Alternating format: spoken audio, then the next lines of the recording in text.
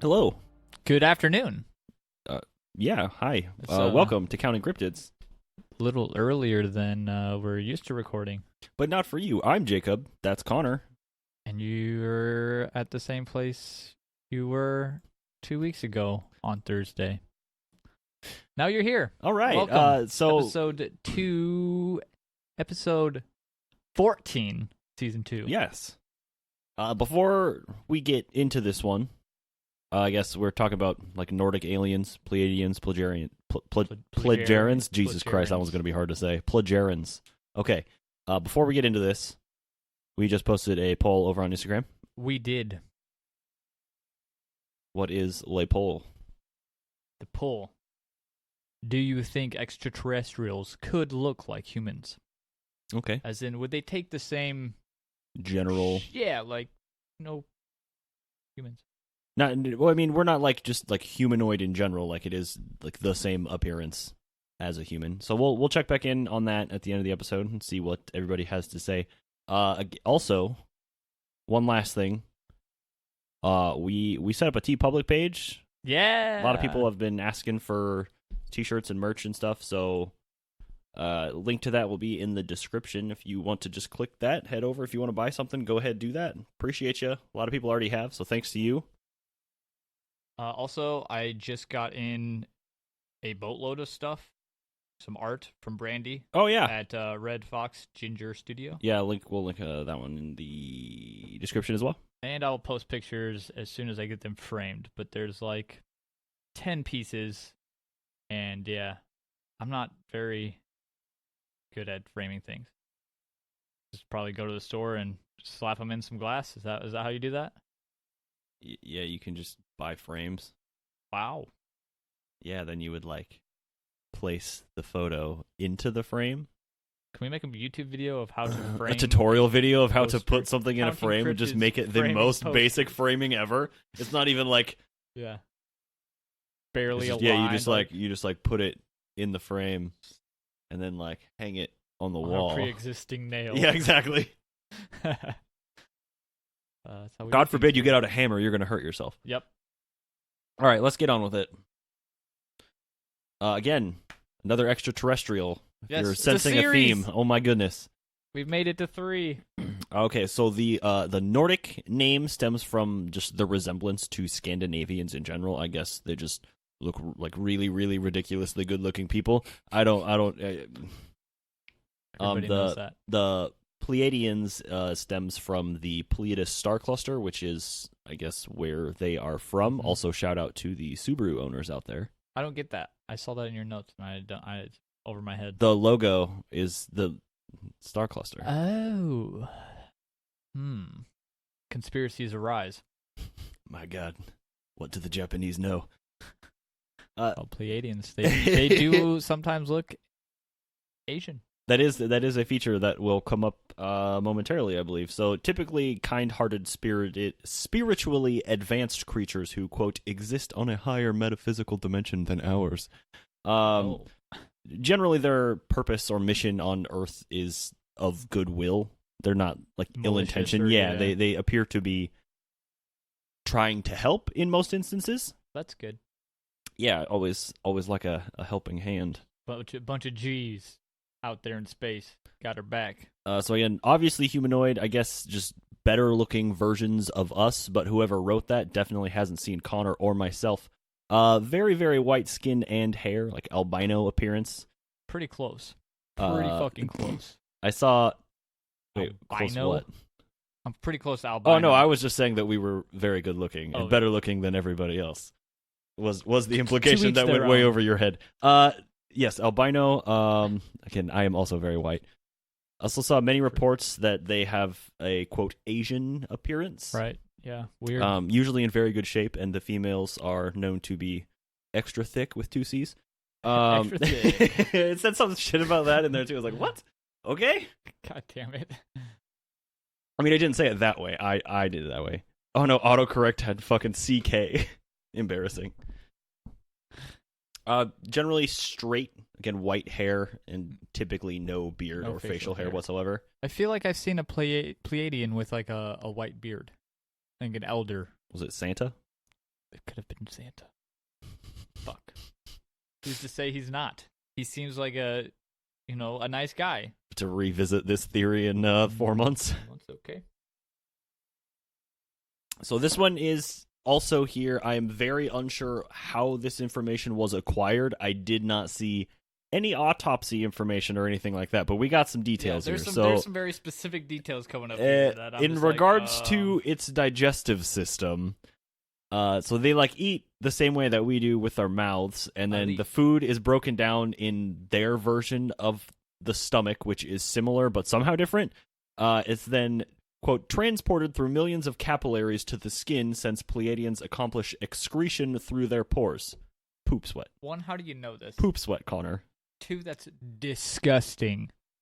It's okay. No need to fear. Their clothing converts their waste into lubricant. Oh, thank goodness. I'm not sure why they need to be lubed up at all times, but maybe that's the key to being so beautiful. Slimy poop sweat.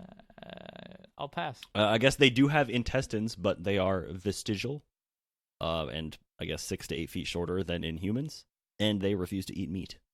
Okay. I get no idea where this information is coming from. This is the lifestyle that I am trying to achieve.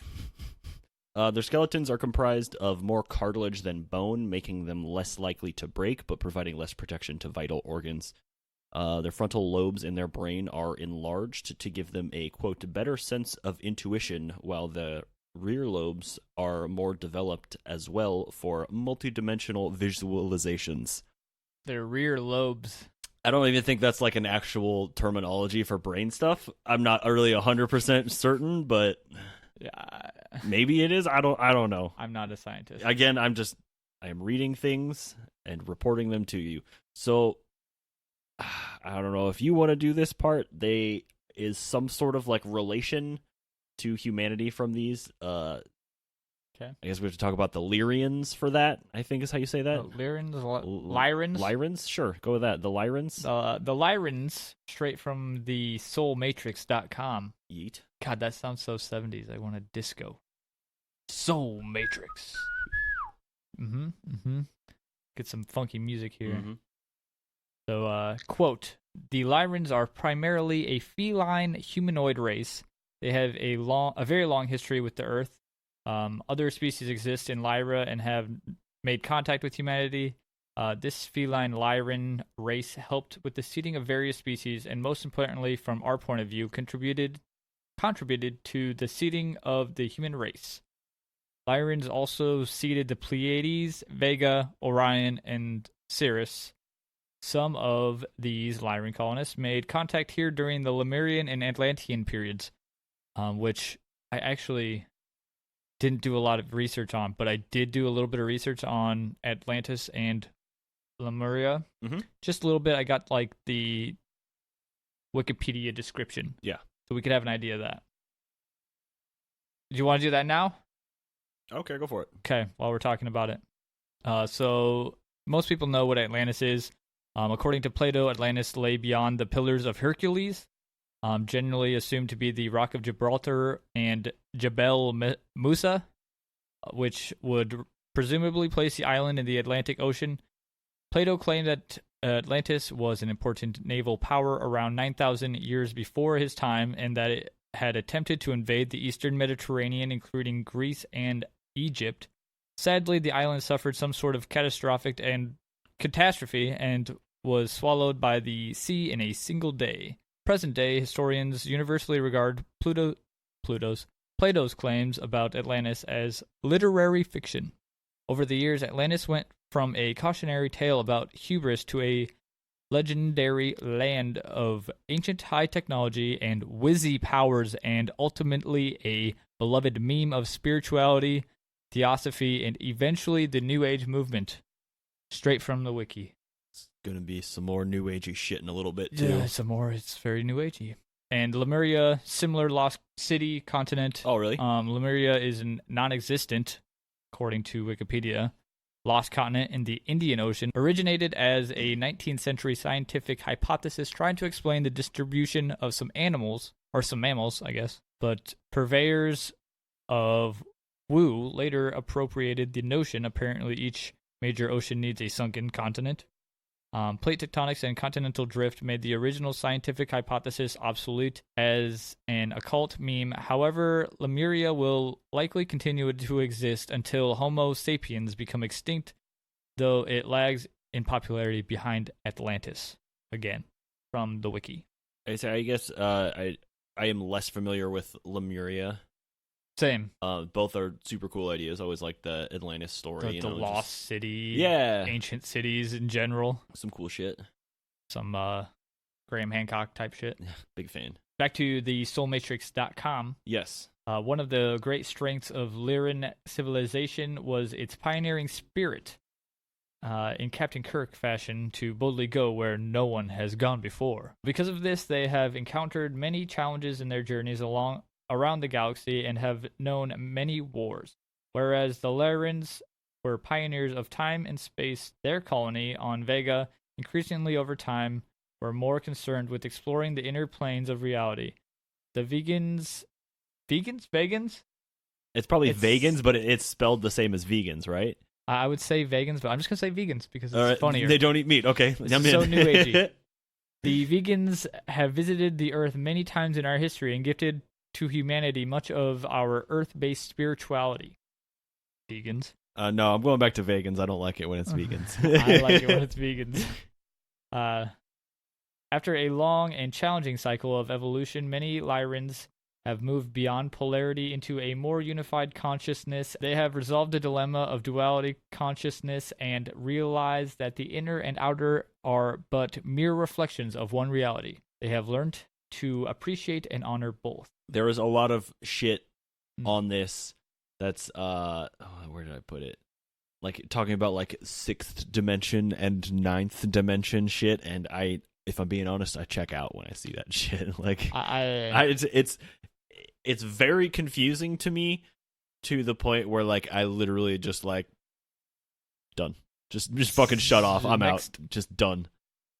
I like the idea of different existential planes, if that makes sense, but not to a religiously extent.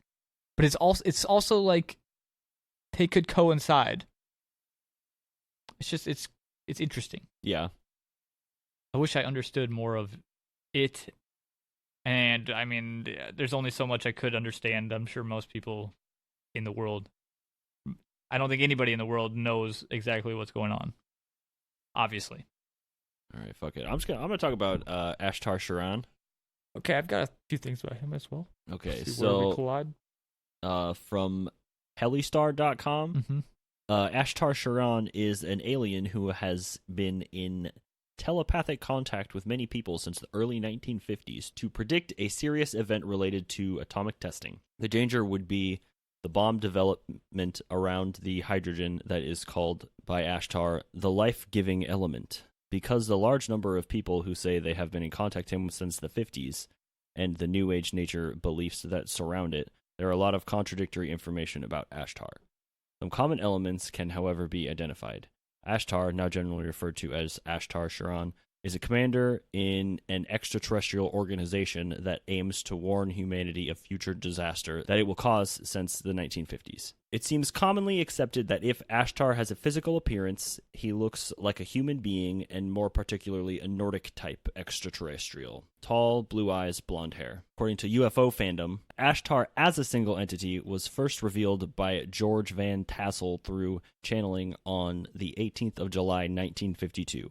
After the Ashtar Command as a collective was channeled to Robert Short in the same year, it was determined that Ashtar is the command leader. Tassel and Short promoted the Ashtar Command movement at Giant Rock Spacecraft Convention from 1953 to 1977. Beginning with 14 years of influence, lots of channelers claim to be channeling Ashtar Sharan.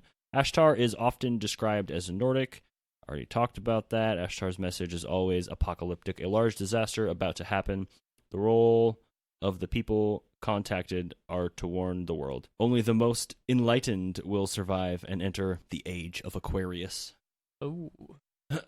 So the first communication of Ashtar, again from this Hellistar, it was July 18th, 1952. I have the transcribed what what was said. So some of this is going to be kind of fucking weird because I'm reading what somebody channeled from an extraterrestrial, allegedly. And then typed and put on the internet. Yeah. Well, I'm going to do my Good best luck. here. There's some weird-ass names and shit in here, too, so apologize in advance. Greetings, Sean beings. I greet you in love and peace. My identity is Ashtar, Quadar Sector Commander, Shea Patrol Station, all projections, all waves. By the counsel of the Seven Lights, you have been brought here, inspired by the inner light to help your neighbor. You are mortal, and other mortals can't understand only what their neighbor can understand. The purpose of this organization is, in a sense, to protect humanity against itself. A few years ago, your nuclear physicists opened the Book of Knowledge. They discovered how to explode the atom. As disgusting as the results were that this force was used for destruction is nothing compared to what could be. We are not worried about your plutonium and uranium-235 explosion. We are concerned about their attempt to blow up the hydrogen element. This element is life-giving, as are the 5 other elements in the air that you breathe, in the water that you drink, in the composition of your physical self. This life-giving substance, hydrogen, is found on much of your material planet. Their efforts in the scientific field have been so successful that, not content to the rest of the laurels of the power beyond their used, not content with the destruction of an entire city in one fell swoop, they want to have something more destructive. They got it. When they blow up the hydrogen atom, they will destroy life on this planet. They play with a formula they do not understand. They destroy the life-giving element of creative intelligence. Our message to you is this. You will give your government all of the information we have given you. You will ask that your government immediately contacts all other nations of Earth, regardless of the political situation. Many of your physicists whose inner perception is developed have refused to have anything to do with the explosion of the hydrogen atom. The explosion of the atom of inert substance and that of a living substance are 2 different things. We are not worried about man's desire to continue the war on this planet. We are worried by their deliberate determinations to annihilate humanity and reduce this planet to ashes. Your materialists will not agree with our attempt to warn humanity. Rest assured that they will not that they will stop exploding life-giving atoms, or we will eliminate all projects related to that. Our missions are peaceful, but this problem has already occurred in the past in the solar system, and the planet Lucifer have been reduced to pieces. The governments of the planet Sean have admitted that we have a superior intelligence. They must also admit that we are a higher authority than theirs. We have the formula they would like to use. It is not designed for destruction. Your goal here has been to develop receptivity so that we can communicate with your planet, because by attraction of atoms of light substance, we patrol your universe. To your government and your people, and through them to all governments and peoples on Sean's planet, accept this warning as a blessing for humanity to survive. My light, we will stay in touch here at this cone of receptivity. My love, I am Ashtar.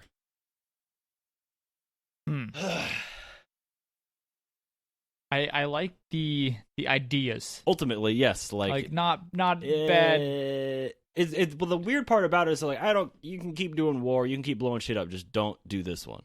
This one's gonna cause a problem. Right? Yeah. I which guess is weird. Right. But like when was it that one, that A-bomb, when they set it off, they didn't know if it would stop. Yeah, they thought it would just keep like blowing up the atmosphere. Just burn all of the air. Yeah, that's actually terrifying. Actually horrifying. Just disregard that fact. I think they're like, yeah, if it's like a ridiculous percentage, if it was like possible, like they were gonna do it regardless, and it was like 60%. I'm making this up. I have no idea, but yeah. I feel like it was like the percentage of it actually blowing up that was pretty large for. Like they were more certain that they were. Oh my god! Yeah. Like it. I think it's just gonna keep going, man. Like it really could just take the whole atmosphere with it. That's crazy. And we still fucking did it. God damn, dude. That's so messed up. I was trying to see while you're looking there how many times we've like blown up a hydrogen atom, specifically a bomb. I don't know if they collide hydrogen atoms in like CERN and stuff. I assume not, because, sounds dangerous. Yeah. But I want to save this for another episode because I was been reading about CERN firing up this Large Hadron Collider and creating a black hole. And since 2012, we've shifted into another reality. Have you heard this hypothesis? I believe so. Not like in depth. Yeah. I was reading a little bit more in depth the other day, so pretty interested by it. Of course, it happened in 2012 when the world ended. Mm-hmm. Just as the Mayans predicted. But yeah, I couldn't find like when was the most recent bomb. Yeah, I don't know. We did it regardless. Like, so now I gotta talk about the Southern Television Broadcast Interruption. So this one comes from historicmysteries.com, the voice of Vrillion. So a little after 5 p.m. on Saturday, 26th November 1977, the transmission of the local UK television station Southern News Bulletin made worldwide headlines when it was overridden by an external broadcast from an individual claiming to represent the Ashtar Galactic Command. Newscaster Andrew Gardner recited the day's events in Rhodesia, now Zimbabwe. The scheduled bulletin began to break up and an eerie broadcast took over in its stead.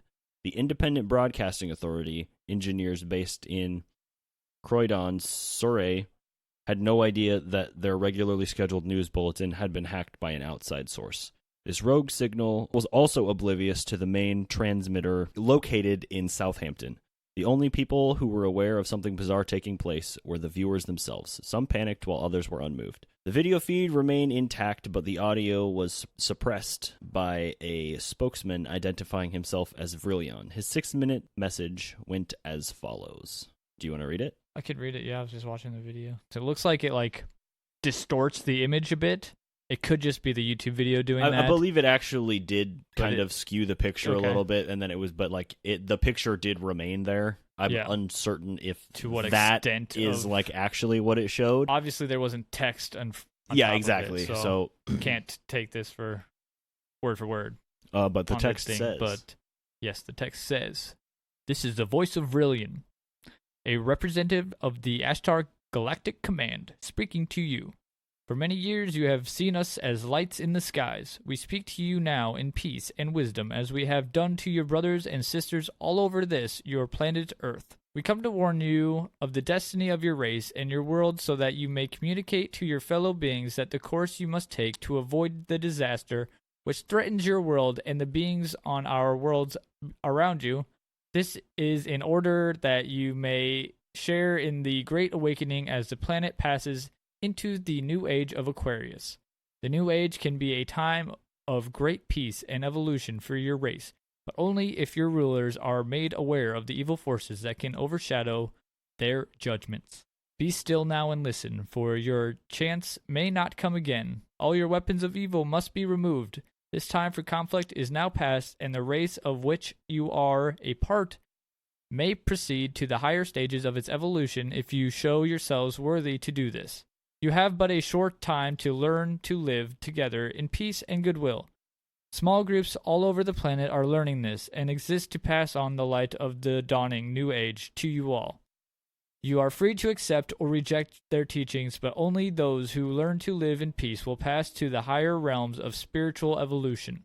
Hear now the voice of Vrillion, a representative of the Ashtar Galactic Command, speaking to you.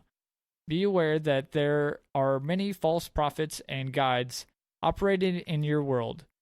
They will suck your energy from you, the energy you call money, and will put it to evil ends and give you worthless dross in return. Your inner divine self will protect you from this. You must learn to be sensitive to the voice within that can tell you what is truth and what is confusion, chaos, and untruth. Learn to listen to the voice of truth which is within you, and you will lead yourselves onto the path of evolution. This is our message to our dear friends. We have watched you growing for many years, as you too have watched our lights in the sky. You know now that we are here, and that there are more beings on and around your Earth than your scientists admit. We are deeply concerned with you and your path towards the light, and will do all we can to help you. Have no fear. Seek only to know yourselves and live in harmony with the ways of your planet Earth. We are the Ashtar Galactic Command. Thank you for your attention. We are now leaving the plane of your existence. May you be blessed by the supreme love and truth of the cosmos. So now they're just like, yeah, I don't want you to be at war in general. It kind of seems chill. like just, again, the message is nice, but like, it's weird. Also, it took over a news. Yeah. So since the broadcast, there has been many others who come forth claiming that they're channeling Ashtar and the Ashtar Command. Thelma B. Terrell in the early 80s, and then Yvonne Cole.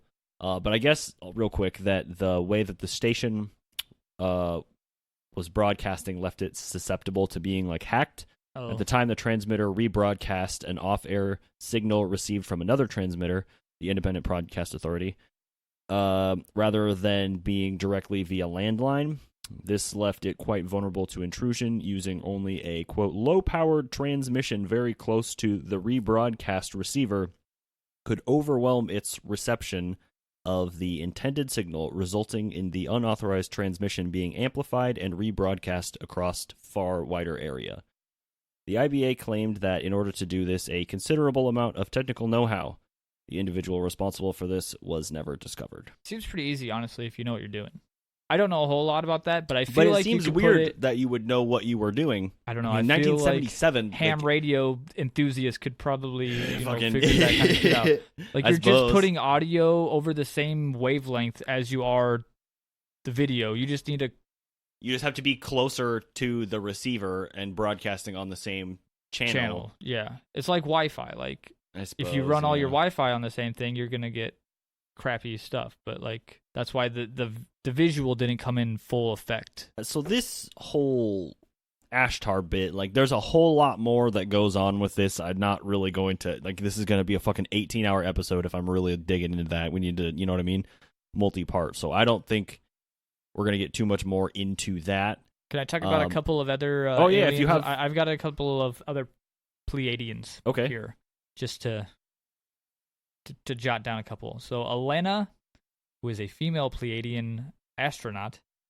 Menara, also female astronaut from Pleiadian. I don't know how to pronounce this. Ptaah, a 775-year-old man, is a Pleiadian, son of Sephath and father of Jukata, Plagia, and Semjaze. He is fluent in Greek, apparently. Apparently lived there during the 17th century. Semjas, one of his daughters, is a Plejoran from the planet Era. At the time, she was 330 years old. Still young for her species, allegedly. And I think this is the person that contacted our next guest on Counting Cryptids, Billy Meyer. Okay, yeah, if you want to talk about this motherfucker now. Okay, so straight from this Crystal Links website, Edward Albert Meyer, Billy, born February 3rd, 1973, is a Swiss citizen who is the source of many controversial photographs of alleged unidentified flying objects, which he presents in support of his claim that he is in contact with extraterrestrial beings. He also presented other controversial materials during the 1970s, such as metal samples, sound recordings, and film footage. Meyer reports regular contacts with extraterrestrials he calls Pleiadians. Meyer? Is that how I've been saying it? Meyer claims that the Pleiadians look similar in appearance to humans, that the Pleiadian home is called Era, and that it is located in a dimension which is a fraction of a second shifted from our own dimension, about 80 light-years beyond Pleiades, an open star cluster. The Pleiadians were given the name Pleiadians by Meyer up to 1995. A farmer born in the town of Bulak?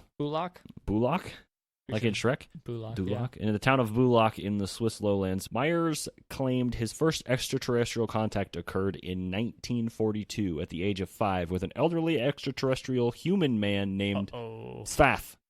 Contacts with Svath lasted until 1953. So he was 5 and 42. 53 is 11 years later, until he was 16. From 1953 to 1964, Meyer's contact continued with an extraterrestrial woman named Asket. Asket. Meyer says that after an 11-year break, contact resumed again, beginning on January 28th, 1975, with an extraterrestrial human woman named Semjaze. Semjaze. This is the lady I just talked about. Semjaze, the granddaughter of Sfath. Yes. So when he was not in contact with them for that whatever period of 11 years, he traveled extensively around the world pursuing spiritual exploration, covering some 42 countries over 12 years. And in 1965, he lost his left arm in a bus accident in Turkey. What a fucking Jesus Christ! What a fucking life this guy lived. Yeah, no kidding. So then, 1975, his contact resumes. This is like official contact in the sense that it was provided publicly, unlike earlier contacts, communicating both directly face-to-face and by telepathy with a core group of Pleiadians/Pleiadian, or Irans, as he also refers to them, who gave their names as Ptah, Semjase, Quetzal, and Plesia, among numerous others. According to Meyer in the video documentary Contact, his first contact with extraterrestrial on January 28, 1975. These Pleiadians have allegedly afforded Meyer a more interesting sample of evidence that he derived from most such encounters, including highly detailed photography, videos, multi-toned sound recordings, the temporary use of a weapon which he employed for trial on a nearby tree, and a metal alloy sample. They gave him a weapon to shoot at a tree. Check this shit out, man. He claims the visitors charged him with certain informational and consciousness-raising tasks as he undertook the mission. He met with a great deal of scorn and assassination attempts. Some of these were allegedly initiated by hostile extraterrestrial entities and subsequently defeated largely through the intervention of his Pleiadian friends. Some of the most important evidence for Meyer's claims come from a large collection of controversial photographs. These include images of alleged spacecraft in the Swiss countryside, the Alpo Soyve 1975 docking, and distant astronomical phenomena. Supporters insist the images are exceptionally high quality and that a one-armed man could not possibly have fabricated them.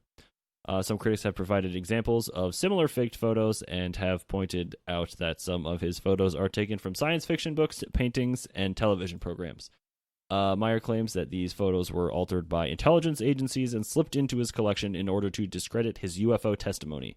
Other allegations include focus and light direction problems consistent with cut-and-paste model techniques. Is this his image? Must be. It looks like a cake. It certainly does look like a cake. Cake pans. Like, stack some cake pans. Seems like or a some wedding tins, cake. Yeah. And it's in a tree. Just stuck in a tree. There's an alien ship stuck in a tree. I'll have a couple of photos linked in the description here, and I'll see if I can't interesting, find those sounds again, too, so we can maybe throw a link to in there somewhere. These don't necessarily look real. This one looks like shit. Don't know if that's actually his. Anyway. So the metal alloy samples that are said to be given to Meyer by the Pleiadians and passed on to Wendell Stevens, who then had them tested by chemist Marcel Vogel.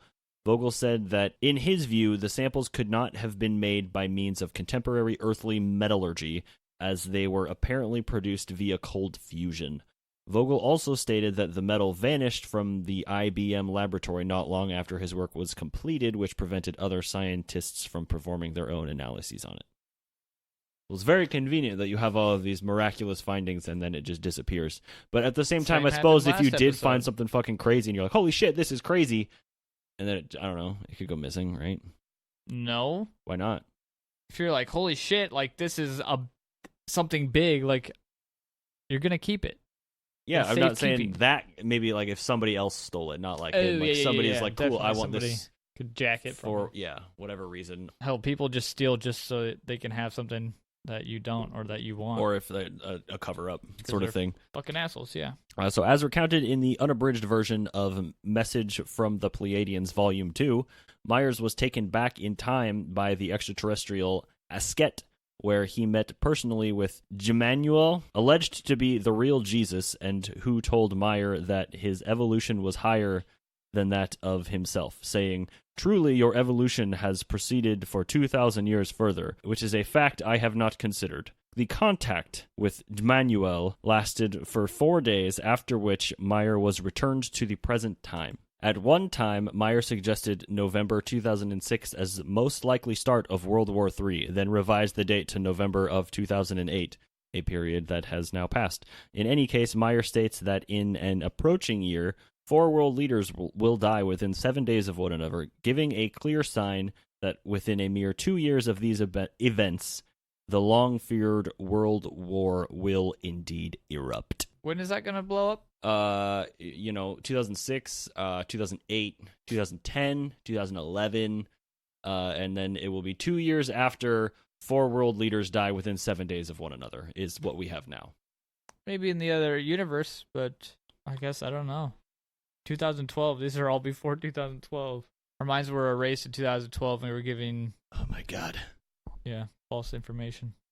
We'll have some of this guy's photos in the description. I will see if I can find that some of the audio recordings that he was allegedly given, or the videos as well. I'll have some links to some of his stuff in the description. Looking at the photographs, it's too good. I think he calls them bean ships, by the way. Bean ships. Yeah, bean ships. What a crappy name.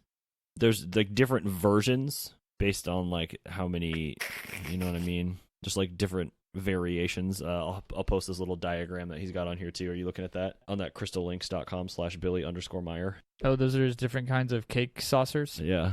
Pretty standard, I suppose. There's a decent amount of description on them, though. It's like 7 meters in diameter, 3-person crew, reddish bottom, emits humming sound. Next one, Pleiadian Type 2, 7-meter diameter, 3-person crew, white top dome, reddish orange ports. Could easily make all of that up. You're not wrong. I'm just saying there's an interesting amount of detail. There's a lot on this fucking guy, too. Billy. But when my biggest problem is when you're like gonna start with like prophecies and shit like that. Like, definitely world's gonna end. Yeah, I am Jesus. Listen to me. November 2008. November 2010, because it didn't end. November 2011. Starting to sweat here. Shit. Yeah, exactly. It's one of those things. Like, it's just, I don't know. Tap out. Yeah, that kind of paints a bad picture. Yeah, you got to nail some of those on the head for anybody to believe you. Yeah, if you're putting a date on it, man, This looks like it was turned into Birdman from Rick and Morty. This is different. Who is this? This is from the one I'm going to talk about next. That's not Billy Meyer? No, that's Herbert Schirmer. Oh, my bad. I'm getting ahead of myself here. Herbert? So before I get into that one, moving on from Billy, I am going to include this bit about tall whites. I don't know if we're going to be able to do an entire episode on tall whites, but that kind of falls in with Nordics a lot of times as well as another alien race. I don't really know the difference. I'm not sure if they're the same, but there are some similarities and differences. Again, they look just like people, just tall white people. Supposedly, elders can reach 10 feet in height, but most just blend in.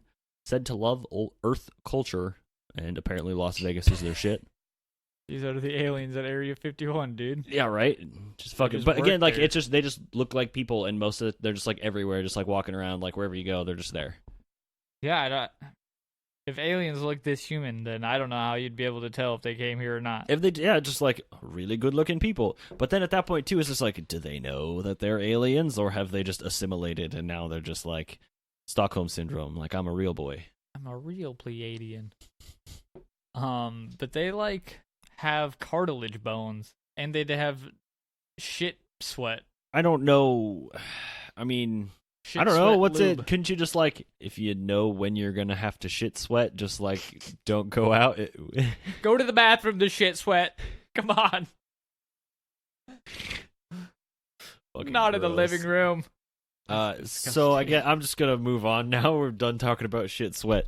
So this is the Herbert Schirmer abduction story. This one comes up everywhere when you are looking up reptilians specifically, but nowhere has any description of the entities. I found one fucking place where it does. I think everywhere is getting this confused and just lumps it in with reptilians because the beings wore uniforms with an emblem of a winged serpent on the left side. If I did finally find a description, then they're definitely not reptilian. The description is of tall whites or... Did you say Pleiadians. reptilian? Yeah, why? Just checking. On December 3rd, 1963, in Ashland, Nebraska, Herbert Schirmer, 22-year-old patrolman, was making his nightly rounds. It started off like any other night, cold, quiet, around 2:20 a.m., until around 2:20 a.m. when he noticed a red flashing light in the distance. As Schirmer grew nearer, he could make out that the lights were coming from round portholes on a large oval-shaped object which was hovering about 8 feet off of the ground. The object appeared to be made out of aluminum and what he assumed was some sort of landing gear. As Schirmer reaches for his radio, the object's rockets ignite and it launches into the sky over his patrol car and out of sight. Schirmer then, instead of calling in the sighting, returned to the station to report what he had seen. He was shook when he arrived at the station, which was mere minutes away, and found the time was 3 a.m. Missing time, yeah. Yes, it's 40 minutes there, and he was like, only like 5 to 10 minutes should have passed. Yeah. In Schirmer's report, he states that he believes that he saw a flying saucer. He also noted that there was a red welt on his neck. He then developed a severe headache and began feeling ill. After several months passed, Schirmer was contacted to come retell his encounter by the Condon Commission, which was the informal name of the University of Colorado UFO project funded by the United States Air Force from 1966 to 1968, who was investigating and primarily discrediting UFO reports at the time.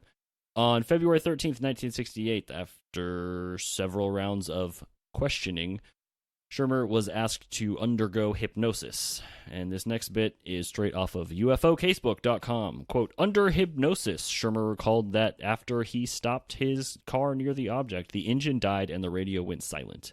A white object emerged from the craft and seemed to communicate mentally with him, preventing him from drawing his gun as he wanted to do. So if you remember back last episode in the Grays when we talked about Betty and Barney Hill abduction story, Barney had a similar mental block. Yes. Interesting. After the hypnotic session ended, Schirmer was able to recall even more details about the encounter. The beings were friendly, they drew energy from electrical power lines, and they had a base on Venus. The Condon Committee concluded that evaluation of psychological assessment tests, the lack of any evidence, and interview with the patrolman left project staff with no confidence that the troopers' reported UFO experience was physically real. Psychologist Dr. Sprinkle? Ooh. Dr. Sprinkle, however, felt that Schirmer believed in the reality of the events he described. Returning to Ashland, Schirmer was appointed Ashland's police chief when Chief Lawson resigned. However, he resigned after 2 months, unable to concentrate on the job due to his UFO experience. According to Schirmer, he was ridiculed by some of the townspeople. His car was dynamited, and his wife left him. Car was dynamited? Dynamited. Further regression hypnosis sessions were conducted on June 8th, 1968 by hypnotist Loring G. Williams, and the results of those sessions were reported in 2 books, Gods, Demons, and Space Chariots, and Gods and Devils from Outer Space by Eric Norman, which I did some research and is a pen name for an individual named Warren Smith of Clinton, Iowa, who is a self-admitted hoaxer. One fact that was brought up was that the aliens wore the uniform with the winged serpent on the left breast, as I mentioned in the beginning. Apparently, it is similar to other emblems found in mythology around the world. Can we get some winged serpent chest piece logos? Yeah, dog, I got you. Sick. Just tell me what you want them to look like, and I got it. Like a winged serpent. Be on TeePublic in a month. I also ambitious saw that the day after the sighting, the current police chief, Bill Watskin, had searched the site, and the only thing he found out of place was a small metallic piece that appeared to be aluminum. The site was also allegedly tested for radioactivity, but none was found. I will also be linking to a very good article about this, because This is the only fucking one that had a single description of them, and I don't even think I included it in here. Kevin Randall, blogspot.com. I didn't even include what they looked like. What do they look like? Let me tell you what they look like. He said that the skin was gray-white, that the heads were thin and longer than a human head, the mouth was a slit, and the eyes had an Asian slant but did not blink. Almost gray-y. It's gray-white skin, but they're talking about it just like being... the creatures were 5 feet tall, wore fitting uniforms with boots and gloves. The suits came up to their heads, much like the hood of on a skin diver's outfit. Mm-hmm. The left side was a small headphone with a small antenna sticking up. And apparently he had a conversation with the leader who told him a bunch of stuff. Like there's a base off the coast of Florida and a base in the polar region and somewhere else in Argentina. This is all stuff he recounted through hypnosis? Yeah, okay. Mm-hmm. Interesting. I like his picture. The more I see it, the more it grows on me. We'll have a link to his photo in here as well. It looks like it's crappily scanned into something. So, but I like this story, but my issue really comes into place with this Warren Smith individual when you're like a self-admitted prankster, hoaxer, gotcha guy, and you write 2 books that are like the exact same fucking name and like the same book. And he did a bunch of other like UFO stuff. And again, I have no problem with people publishing stuff, but gotta put it out there that it's for not... satire, if you're, you know what I mean, but it doesn't sell as well if you do it that way. So if you fucking do it, it's just the way it goes. So it'd be like that sometimes. It do be like that sometimes, Connor. I think that's it. I think so as well. So I guess on to the Instagram poll. But before we go to the Instagram poll, I want to ask you the same questions. Yeah, we need to know what we think. So we haven't had that UFO on the White House lawn thing happen. No, so it's still technically like an argument of if aliens, extraterrestrials exist. So say that happens, a UFO lands on the White House lawn. What do you expect to walk out? Do you think it looks like a human, or do you think it doesn't? Will Smith. Will Smith walks out, kicks the fucking landing hot. Thing, come out. Bah! Got him already. Hot. Yeah, so Will Smith. But no, I don't. Like Genie Will Smith? Like Blue Will Smith? That would be interesting.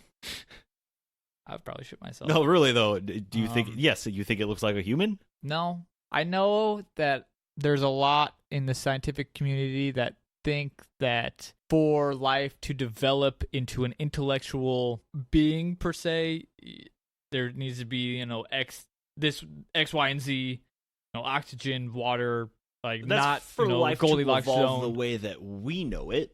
Right, but I feel like that's the way that they expect aliens to come, which is why you get Greys, you get Pleiadians. I want to say their cellular respiration was actually inverted, so they was when they breathed it, their cells absorbed nitrogen or something, and they emitted something else when they exhaled or something. So it was it wasn't quite that way, but it was different gases. Interesting. Yeah, there is. I don't know how any of this stuff works. I'm taking a stab at it from a normal human's perspective, but to me, life seems to evolve anywhere. It could look like anything. They could be more reptilian. They could be more. Well, I mean, rock. It could be a blob. Yeah, right. Exactly. There's nothing in my mind that restricts it to looking similar to humans or being even carbon-based. Carbon-based, that's the word. Yeah. What do you think? For me, because of the diversity and appearance of life on Earth is so vast, I find it harder to believe that they would look human. Like we were just talking about, from an evolutionary standpoint, we know that the humanoid model works well with what we are given, but I think maybe part of that too is my vision, my idea of aliens has been distorted by Aliens, the movie. Right. And Marvin the Martian and just shit like that. Yeah, you know what I mean? They don't. I mean, some of them look humanoid-esque, but the movie Aliens, they're bipedal. That's about the only thing they fucking share. You know what I mean? God, but then we like start talking about like Star Wars and Star Trek, and then there's just like such a vast array of different aliens, and some of them are like very human-like, and it's just like, this one looks like a human with a stupid mask on, or something dumb on his forehead, which like, or just like pointy ears. And okay, that's really the only difference, but I don't know. What about the idea that they are time travelers or from another dimension, or like an earlier advanced species, a civilization on Earth who part of it left for one reason or another and existed on another planet for hundreds of thousands of years? Or like some people think Martians, like originated on Mars and and then we traveled to Earth or traveled out into space. God damn it. I didn't want to talk about this. I'm not going to talk about it. I'm just going to briefly mention the idea of starseeding, because that's huge in this, is like, oh yeah, because I know we kind of like all like talked about it without actually saying those words, but that's like a huge thing that's like super woo-woo, new agey, like fucking shoving crystals up your ass kind of thing. It's good for your... Again, I guess it's all right because like they're being the idea of what they are doing is like ultimately of like peace, I think, but it's just like a lot of it seems to be like, hang on, let me pull this one up. So off of askingangels.com, Pleiadian starseed traits. This is similar to what we talked about like in the beginning with the Lyrans. Yeah, it's sort of that same idea. Hang on, let me... Okay. So from this one, there are many millions of Pleiadian souls incarnate on the Earth and have been since Lemuria. These souls are here to remind us of our divinity and our connection to the source consciousness. They come as healers and inspire us to nurture our spirit and the planet. These souls are sensitive and usually extremely intuitive. They also light up the room when they walk in and tend to heal without even knowing. They communicate well with others and are good empathetic listeners. Most leave their presence with a new sense of joy and gratitude. These human star souls often have physical beauty, and most incarnate as females, and exude feminine strength. They can be overpowering for some human male Earth souls as they radiate such deep feminine mystique. They are often water signs that flow with emotion and passion and connection to the blood of Gaia. Pleiadian souls connect easily to nature. Animals love them and become calm in their presence. A lot of it is just like, there's, I can't find it now, but there's specifically like, how do you know what I mean? And it's the thing, it's like Pleiadians meetup.com. I'm sure there fucking is, but then it's the kind of thing where it's like, oh yeah, like usually they have like this sense of like not quite understanding that why some people are the way that they are, and like not really wanting to do most of the things, and just like really, really vague and basic things that like a lot of people are like just struggle with in their fucking daily lives and shit anyway. I'm like, yeah, this kind of just seems like you're like preying on people who have no self-esteem. It gets a little rough for me. On the subject of like terraforming planets and stuff, like going from one to another, like we were talking about that Mars thing. Have you ever watched the show The 100? I don't think so. It is on Netflix. 100 people go to Mars? No. So the world ended in a like atomic. There was a bomb that got dropped on the Earth. Enough people. I'm not sure. I don't remember now if they fled because of that, like they knew it was coming, or they were already up there. But there was like, there's like the space station in space, and like they have to be really, really strict because you have to be. They're fucking in space, so you don't fuck around. Like people get like they call it floated. They'll just like fucking kick them off the fucking spaceship. So like, plank, literally. God but it's damn. like it's for like nothing half the time, and it's pretty fucking bad. So they have like all these ones that are prisoners. Then there's a problem on the ship. This is only like the first fucking episode I'm ruining for you. So if you want to watch it, I would recommend. So, like the ship is like they're running out of oxygen. They're supposed to be up there for 200 years. They've been up there for 97. They don't have enough air. It's not going to work out. So they decide that these 100 current prisoners they're just going to throw in a ship and send to Earth. They're like, good luck. Send them down there, see if they can survive. They have like tracking bracelets on them to monitor vitals and stuff. Okay. So they're just like, we're just gonna send them down there, see if that'll work, and then we'll send more people down. We'll start sending people down. If they can survive down there, we can get everybody off, and then we live. We're back on Earth. But it's so then they send the 100 down, and then it's just from there what goes on. We've been watching the shit out of it. I mean, I think a couple of weeks now, and we're already on like halfway through season 4. Oh, lit! How many seasons are there? A lot. 5 or 6, but there's a new one coming out soon. I believe she was just at Comic-Con, or not Comic-Con. She was at some convention recently promoting the new season. Dope. Okay. Put a link to that. Yeah, it is on Netflix. Would recommend. I will watch it. So that Instagram poll. Yeah. We need Instagram poll music. No. I don't. Okay. Alrighty. Before I read off what was voted for, Sean commented, "Have you looked at modern musicians and rappers? Aliens for sure." So I think we know what he Lil voted Yachty, for. Lil Nas X. Yeah, what? The names even sound alien. But 8 people voted for yes, 3 people voted for no. I Could they look human? I think they could look human. Maybe I worded it wrong. Again, so if we're... Because you have to be like, okay, if they do exist, there's more than one, right? And so then, like, you know, we talk about, like, infinite universe sort of shit and other dimensions. Like, I'm sure then others would exist that are humanoid or do appear human. Like, the likelihood of that would then... I just want this... I want space to be teeming with life. I feel like it is. You know what I mean? Even teeming maybe is not the word. Like, every planet has its own... I don't think everyone does. I think it's few and far between, but I Right. think that there is enough of them. There's likely enough of them out there that it's like, holy shit. But it seems... I guess it, again, since they were seeded by the Limari, what was it? The Lyrans?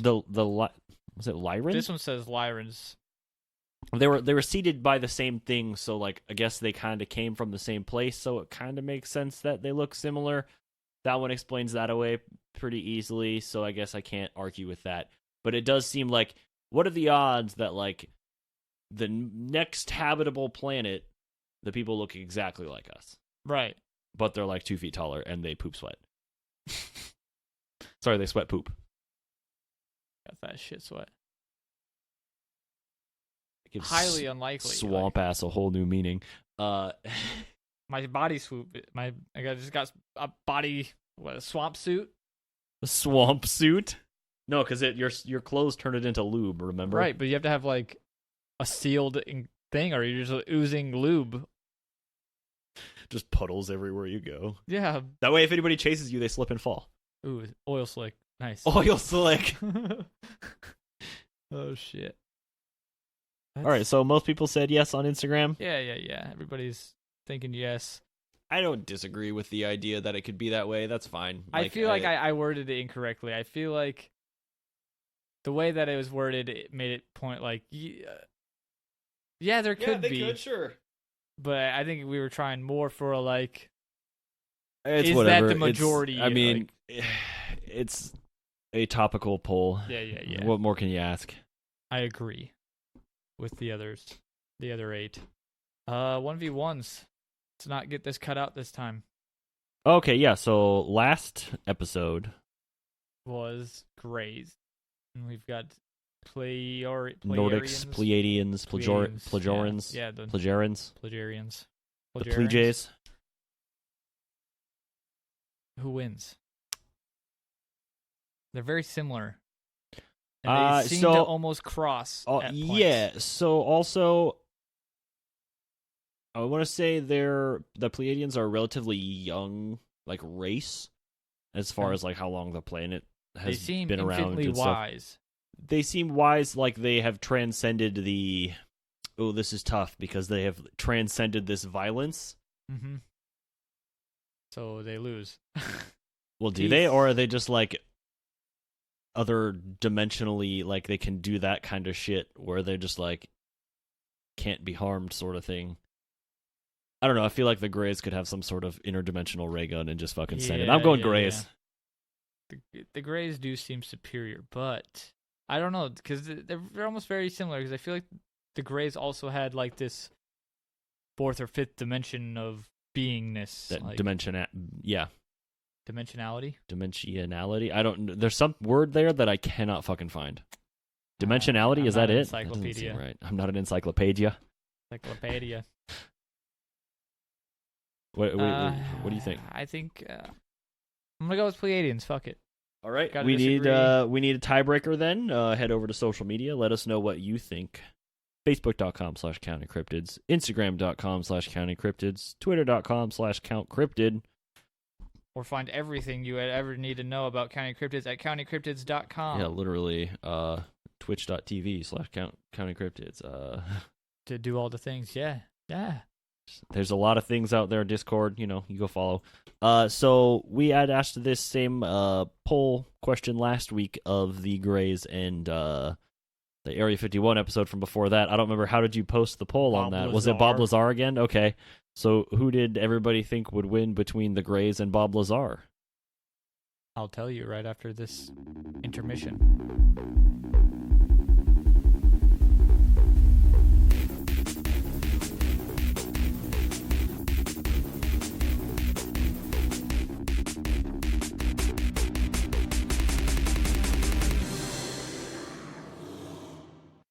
All right, it's officially time for the 1v1 poll results portion of the show.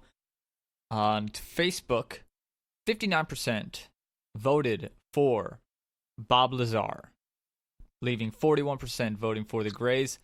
On Twitter, a little further of a stretch there between the two, but Bob comes out on top with 71% of the votes. On Instagram, they disagreed, but they were close. Wow. Who would have thought? Thanks for voting. 44% voted for Bob, leaving 56% for the Greys, and that is a total of 68% voting for Bob across the board, and 32% voting for the Greys. So, I was really pulling for Bob on this one, because it's Bob versus some aliens. It doesn't seem like a very fair fight, to be honest with you, but I think, given some resources, Bob could maybe come out on top. He knows his alien stuff. So, you all voted for Bob, and I agree. But that is it for today's show. I hope you enjoyed the sound clips I stole from Jacob during recording to insert here at the end for poll results, so that it could sound like I'm not all alone. Thanks for listening. Thanks, guys. We'll catch you back in 2 weeks or so. You know we do it every other Thursday from this Thursday, whenever this episode comes out. See you then. Peace. Thanks for checking out this week's episode. If you want to get your 2 cents in, answer this week's polls on social media. You can find us on Facebook, Instagram, Twitter, YouTube, as well as Discord. Links for all the social media, as well as everything else we talked about on the show, are available at gobblesquatch.com. If you have any questions, concerns, suggestions, or you just want to chat, you can email us at countingcryptids@hotmail.com. Don't forget to subscribe, rate, and tell your friends. I've been Connor. I've been Jacob. And we'll see you in a couple of weeks for another fascinating installment of Counting Cryptids.